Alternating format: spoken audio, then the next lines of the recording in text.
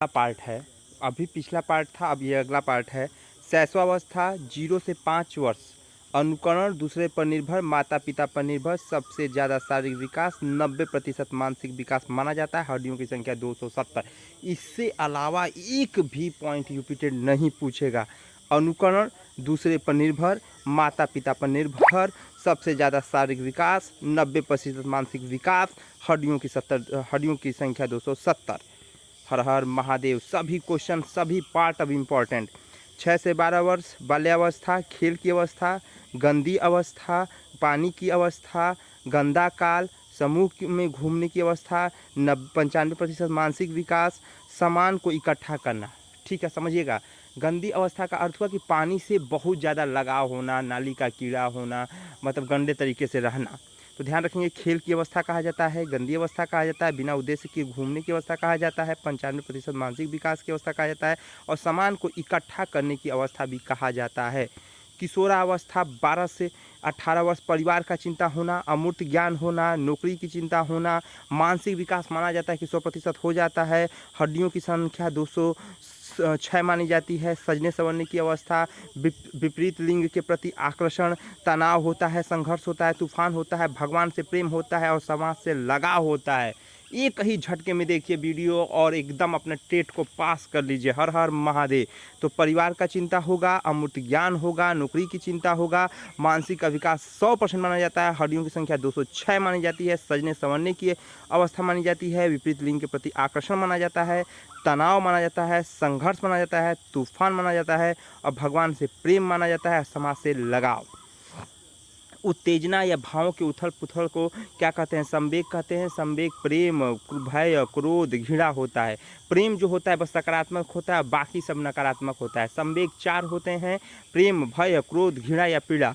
प्रेम सकारात्मक, बाकी सब नकारात्मक। भारतीय मनोविज्ञानी के द्वारा सुख और दुख, SOR ओ की व्याख्या यह गेस्टाल्टवाद मनोवैज्ञानिक दर्शाते हैं। रुचि के द्वारा ही ध्यान केंद्रित होता है। सूझ या अंतर्दृष्टि का सिद्धांत जर्मन मनोवैज्ञानिक कोहलर ने मेंटेलिटी ऑफ ओप्स पुस्तक में दिया था। यह पुस्तक 1925 में आई थी। सृजनात्मकता का मापन नहीं किया जा सकता है। ये पॉइंट पूछा है, सृजनात्मकता का मापन किया जा सकता है कि नहीं किया जा सकता? कभी भी नहीं किया जा सकता है। टेट प्रासंगिक अंतर्बोध परीक्षण मूरे के द्वारा किया गया, 1935 में किया गया। कार्डों की संख्या 31 रखा गया, जिसमें एक कार्ड सादा रखा गया। 31 कार्डों में कितने कार्ड सादा थे? यूपीटेड पूछता है तो एक कार्ड सादा था। प्रत्येक कार्ड पर अलग अलग विषयों के अलग अलग चित्र बने थे। संप्रत्यय निर्माण के सोपान 4 हैं: प्रत्यक्षीकरण, विभेदीकरण, पृथक्करण, सामान्यीकरण। इसमें पूछता है कि संप्रत्यय निर्माण के सोपान कितने हैं? तो 4 हैं। कितने हैं? 4 हैं। 4 4।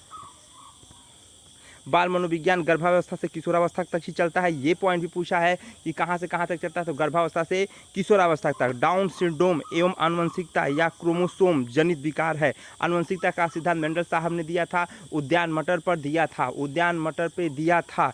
कितने गुणसूत्र? 46। कितने जोड़े हैं? 23। कितने जोड़े हैं? 23। 130 से अधिक बुद्धि लब्धि प्रतिभाशाली, 121 से 130 के बीच में प्रखर, 111 से 120 के बीच में तिव्य, 91 से 110 के बीच में सामान्य, 81 से 90 के बीच में मंद, 71 से 80 के बीच में अल्प, 71 से कम जड़। सबसे पूछता है जड़ बुद्धि वाले बालक कितने होते हैं? 71 से कम होते हैं। 91 से 120 के बीच में सामान्य बुद्धि लब्धि, या उसी को 90 से 110 के बीच में कहते हैं। 130 से अधिक प्रतिभाशाली माना जाता है। कुंडा जो होता है, मैकडूगल के 14 संवेग में बताया गया था। मैकडूगल ने कितने संवेग दिए थे? तो मैकडूगल ने 14 संवेग दिए थे। और कुंडा का अर्थ था कि इच्छा की पूर्ति ना होना, कुंडा संवेग से उत्पन्न होता है। जब आपकी इच्छा की उत्पत्ति ना हो, जब आप कोई काम ना कर पाएँ, जब आप अपने संवेग को इच्छा अनुसार नहीं कर पाते हैं या नहीं दर्शा पाते हैं, तो वहाँ पर कुंडा आता है। क्या आता है? कुंडा आता है। हर हर महादेव। सभी क्वेश्चन इंपॉर्टेंट यही आएगा। जय हिंद, जय भारत।